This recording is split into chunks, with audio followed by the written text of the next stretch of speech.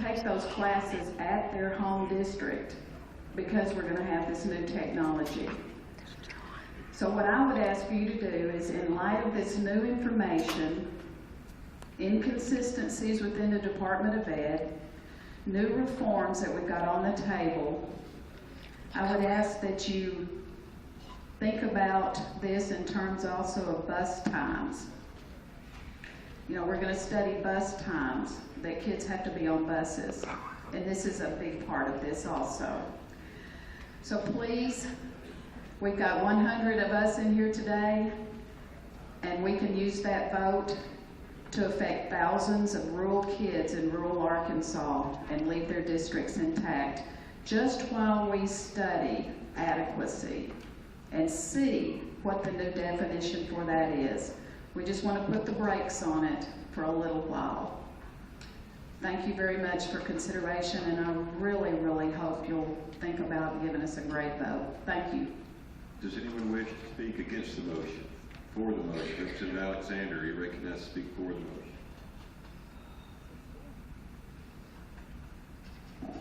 Thank you, Mr. Speaker. I would ask you to support this motion. Yesterday,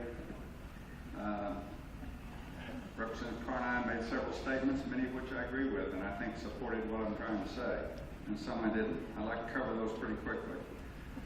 He said Wiener's already been consolidated. He's right. They were consolidated 2 years ago. No one's asking that action be undone. They simply don't want their high school to be closed.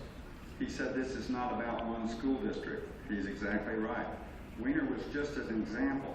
There's a large and growing number of small districts that have either been consolidated or closed or are on the boat and will likely be closed in the next few years.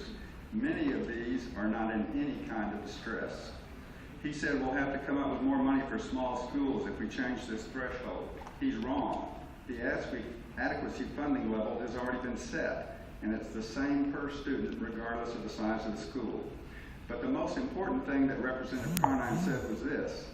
He said the Supreme Court clearly said that the legislature is responsible for determining adequacy. He's right. The Supreme Court did not set this 350 threshold. We did. And a person that was in the room when the decision was made tells me they picked 350 because 10 years ago there were only about 10 or 12 schools that had less than 500 students. It had nothing to do with that being some magic number. But the main issue he raised, and the thing I keep hearing, is about Lakeview. You know, Lakeview, we're going to get sued. The sky is falling.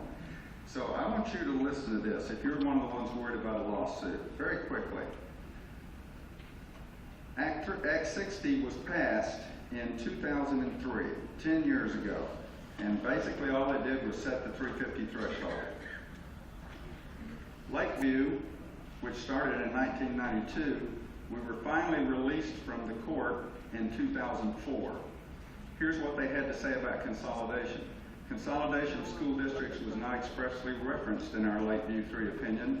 Nevertheless, an efficient education is what Article 4.1 of the Arkansas Constitution requires, which begs the question of whether this state can ever offer adequate and substantially equal education to all its children without effective consolidation.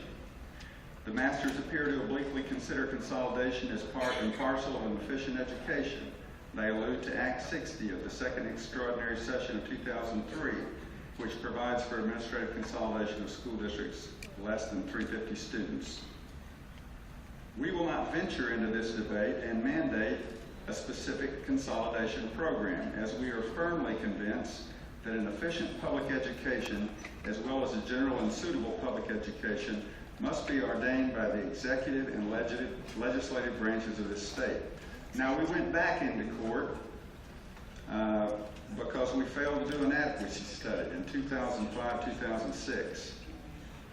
In March 2007, we passed House Bill 2751, which became Act 1604 of the regular session. It was put into the Code 6 about education. It says the Bureau of Legislative Research, in conjunction with the Division of Public School Academic Facilities and Transportation, shall conduct a study of the transportation of public school students by public school districts. And it goes on to talk about what needs to be done, and it gives a deadline to be completed by October 1st, 2008. In 2007, we were taken to court again.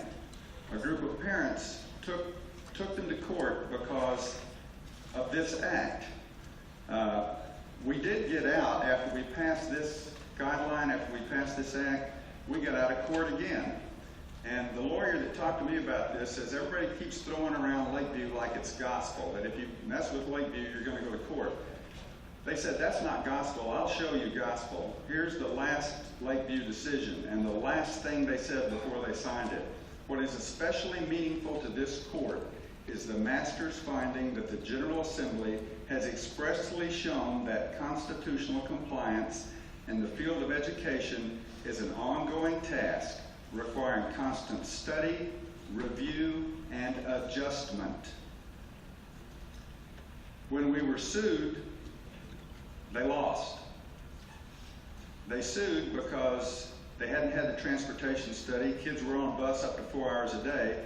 The court ruled against the parents primarily because the lawsuit was directed at the Board of Education and the Department of Education. The court wrote Act 1604, which required the transportation study. However, the plain language of the statute requires this report to be prepared not by the Board of Education, but by the Bureau of Legislative Research in conjunction with the Division of Public School, Academic Facilities, and Transportation. So they threw it out because they sued the wrong person.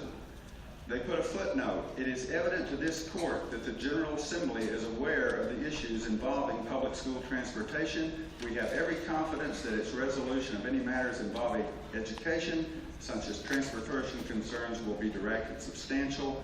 And the next year, we introduced a bill to repeal the transportation study. I asked why that was done. They said the only thing we heard was, it's hard, the deadline's already passed, but in my opinion, it was because they knew they would be sued if it wasn't. I'm not asking for a good vote, those are easy. I'm asking for an honorable vote, a principled vote. This is not cleanup legislation, it's more important. It's about what's right and wrong.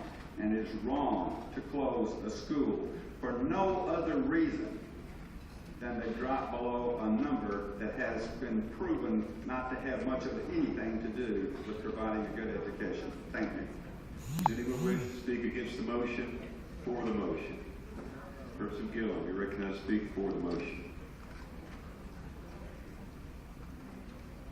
Thank you, Mr. Speaker. Colleagues, I'm going to be very, very brief. I just want to point out one little thing that came about yesterday. I think it was Representative Hank Wilkins that in the line of questioning spurred this thought, and I needed to just, for those that were not in the interim education meetings in the summer, this last summer, this might be important, it might help you out a little bit. There was an issue that came up about taking facilities money. The governor had proposed taking some money from the facilities fund and using it in, I believe it was West Memphis, for a program that was short on cash. And the AG's office, the Attorney General and his staff came and presented their opposition to doing that because they said that, in their opinion, it violated the Lakeview case and would almost certainly put us into lawsuits. The committee went ahead and voted to do what the governor had suggested. We moved those funds, went on with our business. We did not get sued. So there are times in which, yes, we ask the AG to give his opinion on matters. He does so, and we ignore them. We did not get sued on that. So when it's testified or presented that we will definitely get sued if we do this, we heard the same thing back in the summer. We did not. So I just offer that to the body. You can take that information and hopefully it will help you out. Thank you. Does anyone wish to speak against the motion? For the motion. John Payton. Representative Westby, you recognize to speak for the motion. Praise the Lord.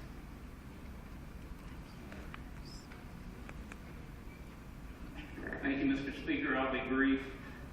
Members, I just want to remind you that of something you already know. Maybe I shouldn't do that, but schools are the heart and soul of many communities. We're talking about people's lives here, and I think we owe it to schools that could be closed in the next couple of years to put a moratorium on this, to study it, and to make schools about performance, not about an arbitrary number. I know Representative Burris testified first on this bill, and he said that he was affected personally by it. I've never been affected by it. Some of you may have, but I think we owe it to the citizens of Arkansas, something so important as a local school district, to at least slow down and study this and make sure that we're doing it the right way. And I would appreciate you voting to reconsider this and then voting to pass it after it's reconsidered. Does anyone wish to speak against the motion, for the motion? Mr. Payton, you recognize to speak for the motion.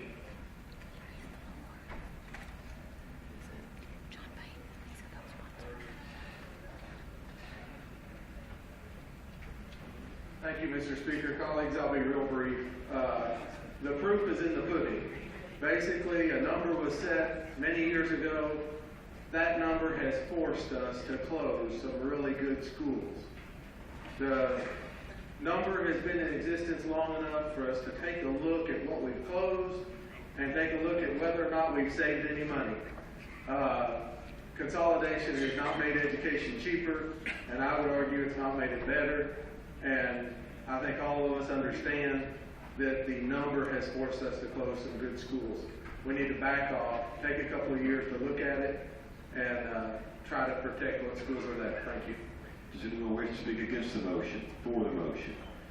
Okay, we're going to take the question on the motion. It's a majority of the quorum. If that passes, we'll go straight to the question on the bill. Everybody know where we are? The question before the House, the motion to reconsider House Bill 1938. Prepare the machine, Mr. Clerk. Has everyone voted? Has everyone voted? Cast the balance with 57 yeas, 17 nays, and 0 present. The motion to reconsider passes. The question before the House is a passage of House Bill 1938. Prepare the machine, Mr. Clerk. This is for the vote.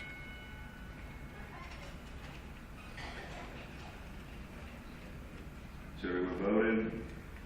Has everyone voted? Cast the balance with 49 yeas, 20 nays, and 1 present. The bill fails. Reading House Bill 1688. I need a